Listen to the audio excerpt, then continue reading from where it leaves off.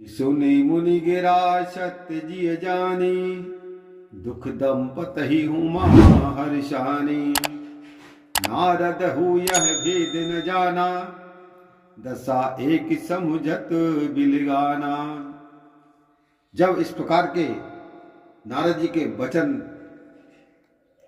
दंपति अर्थात राजा और रानी सुनते हैं, तो मुनि की वाणी सुन और मन में सच्ची जान करके दोनों स्त्री पुरुषों को दुख हुआ।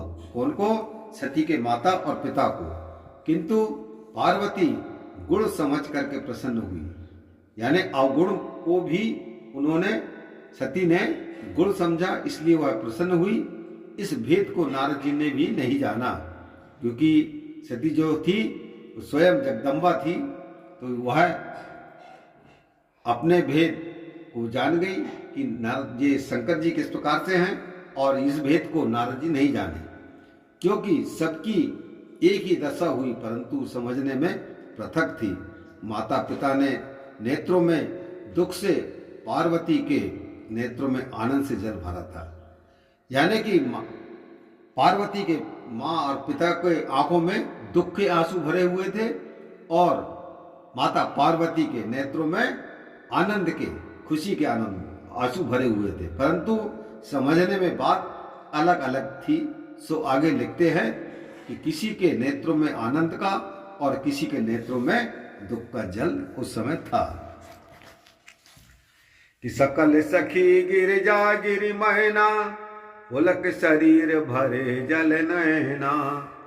होए न विषादे ऋषि भाषा, उमा सुबचन हृदय धरि राखा। और सब सखी पार्वती, हिमालय, मैना, इनके शरीर पुलकायमान हो गए। पार्वती जी की जितनी भी सखी सहेली थी, उनके शरीरों में आनंद की खुशी छाती है और नेत्रों में खुशी के जल भर जाते हैं। यही एक दशा का रूप है, परंतु पार्वती की यह दशा हर्ष की तथा औरों की दुखी हुई।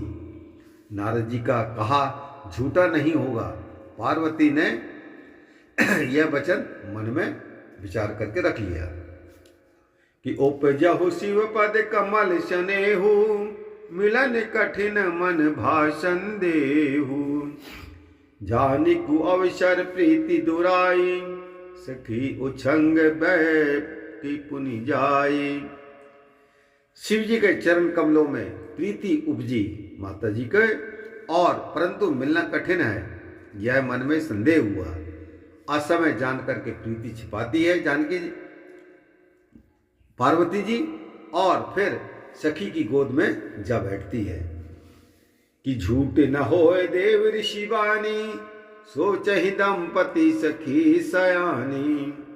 और धरि धीर कहे गिरिराऊ, कहो नाथ का करिए उपाऊ। नारद जी की वाणी झूठी नहीं होगी, यह बात पार्वती जी के माता पिता जानते थे, और उन सखियों में जो चतुर सखी थी वो भी सोचने लगी। मन में धीरज धर करके हिमालय ने कहा कि हे नाथ, अर्थात नारद जी से बोलते हैं कि हे नारद जी, कहिए तो क्या उपाय करें। कि कहे मुनि से हिमवंत सुनू, जो विधि लिखा लीलार। देव दनुज नर नाग मुनि, को न मेटन हार। लखन सिया रामचंद्र की जय। नारद जी ने कहा कि सुनिए हिमवान, जो कुछ विधाता ने ललाट में लिख दिया है, उसको देव, राक्षस, नर, नाग, सर्प, मुनि कोई मिटने वाला नहीं है। इस प्रकार से नारद जी बोलते हैं। सियावर रामचंद्र की जय।